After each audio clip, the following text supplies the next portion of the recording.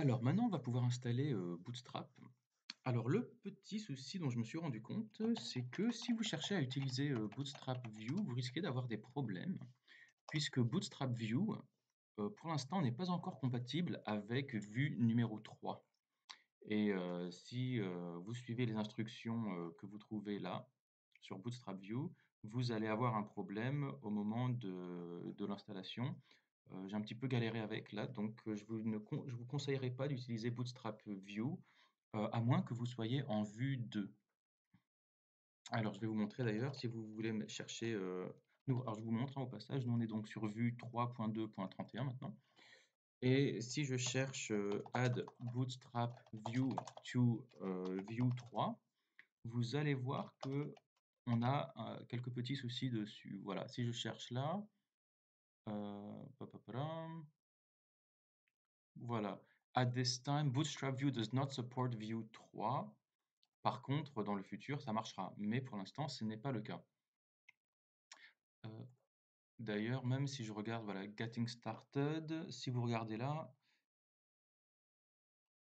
voilà, ils vous disent Vue 2.6 is required et 2.6.12 is recommended. Donc, si on veut utiliser Vue avec Bootstrap View, on sera obligé d'utiliser Vue 2.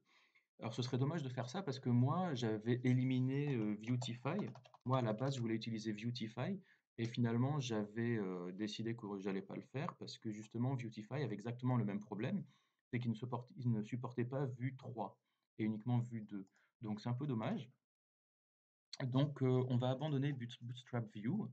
Par contre, si vous cherchez, donc voilà, Add Bootstrap View to View 3, euh, vous allez trouver voilà, donc How to add View 3 and add plugin Bootstrap View. Voilà, si vous cherchez là, il y a quelqu'un qui donne une bonne solution. Il dit pour Vue 3, vous pouvez utiliser Bootstrap Vue 3. Et si vous cliquez là, ça va vous emmener sur le lien de de ce package, NPM. C'est Bootstrap View 3. Et alors, voilà, on peut, si vous regardez doc, si on cherche Bootstrap View 3, alors attendez, je vais le chercher. On va quand même vérifier il est pas trop dégueu, quoi. Je vais aller sur npmjs.com et puis on va chercher ce Bootstrap Vue 3. Bootstrap Vue 3, je me souviens plus, je crois que c'est tiré là. Voilà, c'est exactement celle-là. Voilà, Early but Lovely Implementation of Vue 3. Ah, on passe même à Bootstrap 5, ça c'est sympa. Et TypeScript, mais bon, ça on n'en a pas besoin. Voilà, donc c'est bien lui. Why Bootstrap Vue 3?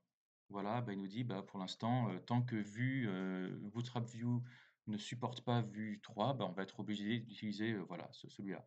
Ah bon, j'aime pas trop, vous voyez qu'il a été publié il n'y a pas longtemps, il y a à peine 2 jours.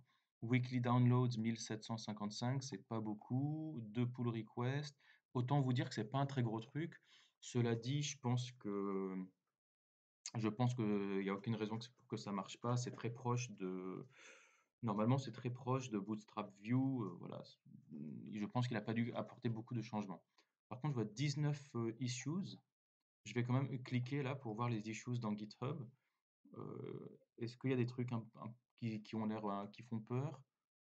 Il y a eu, il y en a 74 qui ont été fermés, donc apparemment ça a l'air d'être un projet plutôt maintenu. 281 étoiles, bon franchement ça va, c'est pas énorme mais ça va. Je vois pas énormément de problèmes d'import. Bon, c'est plutôt des problèmes de CSS, j'ai l'impression, des trucs. Bon, allez, vous savez quoi, moi je dis on y va, on le tente. Alors NPI, alors Save, il n'y en a plus besoin, hein. Bootstrap et Bootstrap View 3. Eh ben on va utiliser ça. Donc npmi Bootstrap et Bootstrap Vue-3. Ah mince, pardon. On vérifie que ça apparaît bien dans le package.json au niveau des dépendances. Parfait, donc il nous a installé Bootstrap en version 5 et Bootstrap Vue 3. Et en fait, lui-même, c'est un package tout petit en 0.1.6, mais bon, lui-même qui doit contenir Bootstrap Vue 3. Parfait. Alors, comment est-ce qu'on fait pour l'utiliser maintenant? Alors, donc, si on va sur le GitHub, voilà, là, normalement, j'aurai un lien vers l'installation. C'est où? Voilà, c'est là. Bootstrap View 3, Get Started. Comment l'utiliser? Voilà, install. Voilà, donc on utilise yarn add, alors npm plutôt, npm install bootstrap, bootstrap view 3, donc ça c'est fait.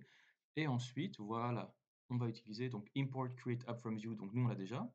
Et on va importer, voilà, on va copier cette ligne dans notre main.js. Alors où est-ce qu'on était? On était dans notre main.js qui est là. Et donc on va importer bootstrap view 3. Alors il faut importer ces deux fichiers CSS.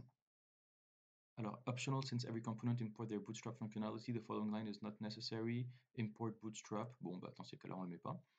Alors, par contre, il faut importer ces deux fichiers CSS. Donc, je vais prendre celui-là et celui-là, et je vais les mettre là, ici. Alors, c'est quoi ces deux fichiers CSS? Ces deux fichiers, en fait, Bootstrap, c'est quoi? C'est tout simplement un ensemble de règles CSS. Donc là, si je suis ce lien-là, donc Bootstrap, donc quand il n'y a pas de chemin, ça veut dire qu'on est dans le node module. Donc ça veut dire que si je vais là-dedans, je vais trouver Bootstrap, voilà. Je vais aller dans dist, donc dans dist là, je vais aller dans CSS, donc CSS qui est là, et je vais aller dans bootstrap.css. Et le bootstrap.css, il est ici. Donc voilà, maintenant j'ai toutes ces règles de Bootstrap. Donc par exemple, à chaque fois que je ferai, voilà, à chaque fois que je ferai un, je sais pas, dès que j'aurai une classe display3, une classe display3, elle aura un font weight, inline height, machin. Si j'ai n'importe quoi, voilà, si j'ai un lien A, et ben il sera de cette couleur bleue et il aura pas, ah si, il sera underline, voilà. Et alors l'autre lien c'est quoi? Pareil, c'est un lien vers Bootstrap View 3, donc qui est où? Qui est ici, dist et bootstrap view 3.css, donc ce sera celui-là. Voilà. Ah, alors lui il est minifié, mais voilà, donc je vois que tout ce qui est de classe B avatar group par exemple, blablabla, enfin voilà, tout ce qui est card deck aura un display flex par exemple. Voilà, donc en fait Bootstrap c'est quoi? C'est tout simplement un ensemble de règles CSS. Ok, maintenant donc on les a importées, mais je crois est-ce qu'il faut encore faire autre chose? Const app est égal à create app, donc ça c'est fait. Voilà, donc on l'a bien ici. Et après, il faut dire app.use bootstrap view 3, juste avant de faire mount sur app. Ok, je vais, oups, pardon. Voilà, parfait. Donc normalement, là, ça devrait bien se passer. Si je vais voir ma page, ah, vous voyez qu'il m'a déjà changé ma fonte, hein. Donc si maintenant, je sais pas, je décide de lui mettre mon app.view, je décide de... alors comment est-ce que... Ah bah tiens, voilà, hop, div, ah bah voilà, parfait. Et puis on va fermer la div là, hein. Hop, très bien. Est-ce qu'il m'a mis quelque chose en forme? Ah bah voilà, vous voyez que ça ressemble déjà à quelque chose de pas trop dégueu. On va effacer ça. Ok, super, super. Et alors maintenant, comment est-ce qu'on pourrait faire? Comparison with Bootstrap View. We base this project on Bootstrap View is to replicate and add the new features of Bootstrap V5, the full list in the following section. Donc voilà, maintenant, on pourrait imaginer que par exemple, j'ai envie de mettre, allez, on va mettre un, je sais pas, un calendar. Non, non-standard component.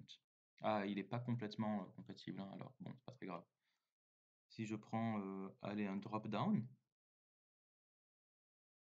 Ouais, ah d'accord, en fait, je comprends. C'est pas, en fait, lui, tout ce qu'il nous dit, c'est qu'est-ce qui est compatible avec Bootstrap et pas. Donc, ok, donc si je fais un button group, tout est compatible, par exemple. Bon, ok. Donc, faudrait plutôt que j'aille voir la doc de Bootstrap View, finalement. You will see a full list, okay, with specify the new features of Bootstrap V5. Ok, donc allez, on va voir ça. Allez, donc si on regarde les components et que j'ai envie de lui mettre, je sais pas, une barre de progrès, voilà une barre de progression. Eh ben, il suffit que je copie ça. Et alors, je vais le mettre, allez hop, ici.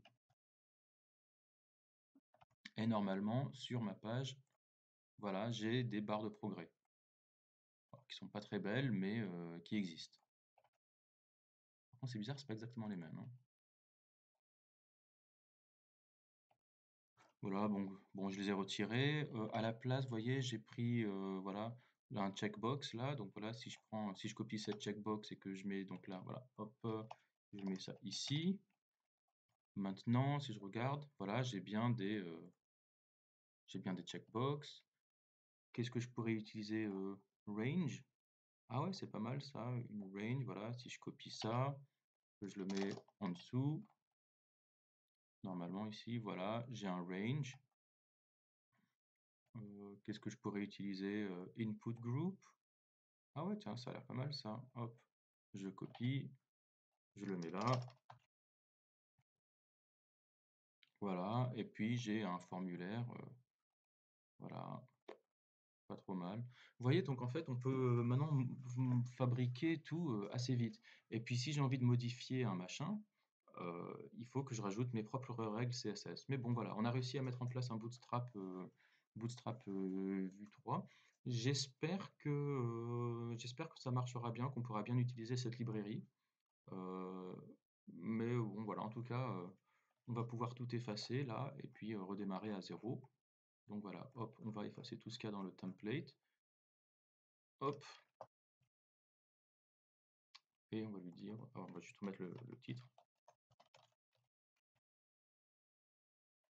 Tiens, hop, on va quand même rapper ça dans un H1. Voilà, parfait. Bon, bah écoutez, on est bon maintenant, on va pouvoir commencer à fabriquer le layout.